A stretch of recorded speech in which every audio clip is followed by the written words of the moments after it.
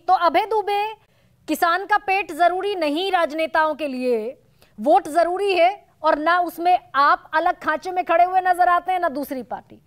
आपने भी राजस्थान, मध्य प्रदेश, छत्तीसगढ़ में यही किया, चुनावी वक्त में सारी घोषणाएं कर दी।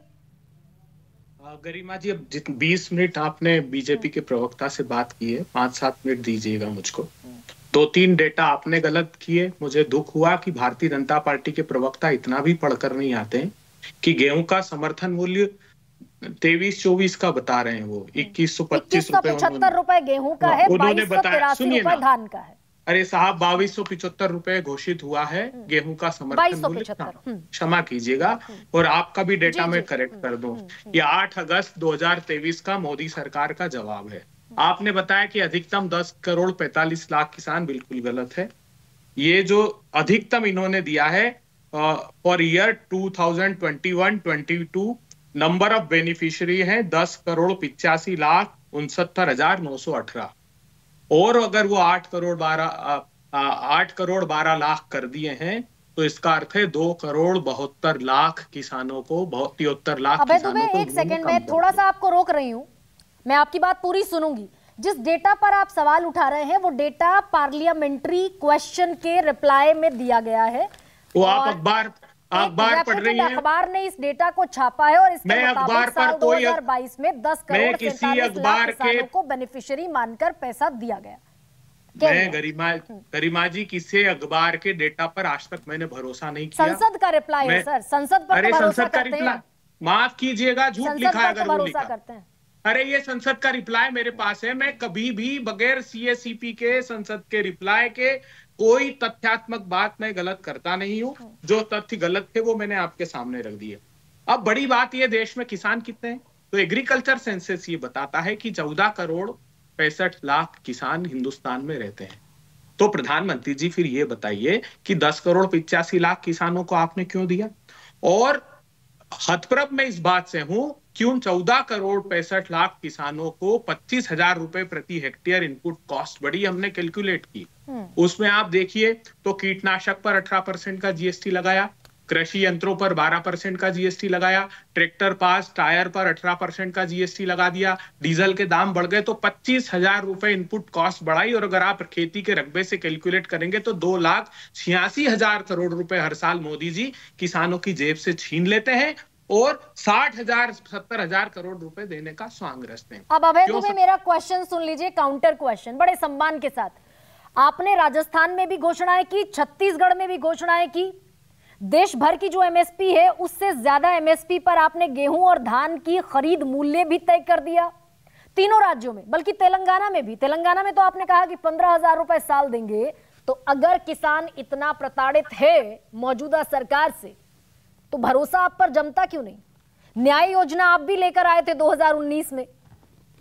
गरिमा जी, अगर आप थोड़ा सा बोलने देती ना तो देश के लोगों को बहुत अच्छे तथ्य में रखता। नहीं, मैं बोलने देती हूं, कहिए आप नहीं चाहती तो मैं उसको सीमित कर देता हूं, क्योंकि मैं बगैर अध्ययन के नहीं आता।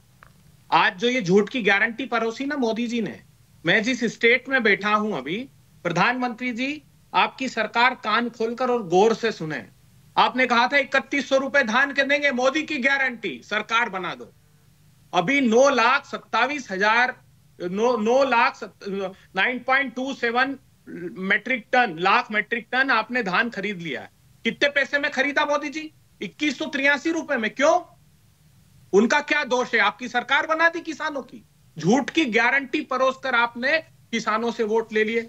ये आपके सीएसीपी को क्या लिख कर दिया गुजरात प्रांत ने, महाराष्ट्र प्रांत ने, मध्य प्रदेश ने। अभी आपने रबी सीजन में गेहूं का समर्थन मूल्य जिसकी हम बात कर रहे थे 2275, ये मध्य प्रदेश कहता है कि साहब लागत इतनी बढ़ गई कि 2400 से कम मत दीजिएगा। आपका महाराष्ट्र प्रांत कहता है कि 4,131 रुपए दीजिएगा। आपका गुजरात जिस प्रांत से आप कहते हैं वो कह रहा है 3,850 रुपए से कम मत दीजिएगा सारी कमोडिटी का जितना आपने। अब एक और सवाल बताइए अभय दुबे कि स्वामीनाथन आयोग किसने बनाया था? जिस एमएसपी को लेकर आप इतना एडमेंट हैं, स्वामीनाथन आयोग बनाया यूपीए सरकार ने, 2 साल में रिपोर्ट आ गई। कितने साल रिपोर्ट जमींदोज रही? ये बार बार बहुत बड़ा झूठ परोसा जाता है। स्वामीनाथन कमीशन की 201 सिफारिशें थी। मोदी जी ने बताया इनके इकोनॉमिक सेंसस जो आर्थिक सर्वेक्षण पहला आया उसमें बताया कि जनवरी 2014 तक कांग्रेस पार्टी की सरकार ने 175 लागू कर दी थी। आज इतना हल्ला क्यों मच रहा है? बिल्कुल ठीक है, मैं मानती हूं जो आपने डेटा दिया वो ठीक है, लेकिन एक और काउंटर क्वेश्चन है कि जो सबसे महत्वपूर्ण सिफारिश थी C2 प्लस 50% वो लागू आज तक नहीं हुई। देखिए आज इतना त्राहिमाम क्यों मच रहा है? क्योंकि इनपुट कॉस्ट बेतहाशा, आज तक की आजादी के बाद किसी सरकार में ऐसी इनपुट कॉस्ट में आग नहीं लगी जो इस समय लगाई गई। मैं आखिरी के 4 बातें करता हूं। क्यों नहीं मिली? प्रधानमंत्री जी ने कहा था मैं दाम 2 गुने कर दूंगा, क्यों नहीं हुए? वो parliamentary standing committee on agriculture को पढ़िए, वो कह रहे हैं कि साहब एक तो डेटा आपका और ठीक कर दूं। आपने बताया कि 23-24 में जो कृषि का बजट है, कुल बजट का 2.78 नहीं 2.57% हो गया, ये एग्रीकल्चर कमेटी ने बताया। दूसरी बात उन्होंने ये बताई कि 80,000 करोड़ रुपए सरेंडर कर दिए 3 साल में मोदी सरकार ने।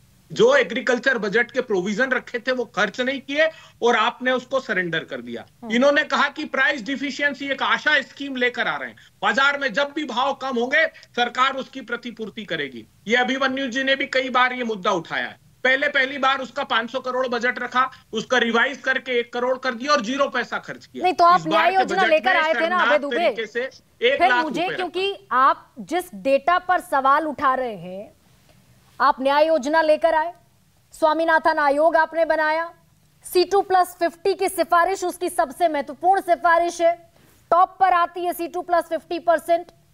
राजस्थान में आप सरकार चला रहे थे, छत्तीसगढ़ में आप सरकार चला रहे थे, क्यों आपको किसानों के वेलफेयर की सारी स्कीम चुनावी साल में याद आती? लेकिन मनोज सिंह का सर, अभी मेरा उतना ही समय मैंने आपको दिया।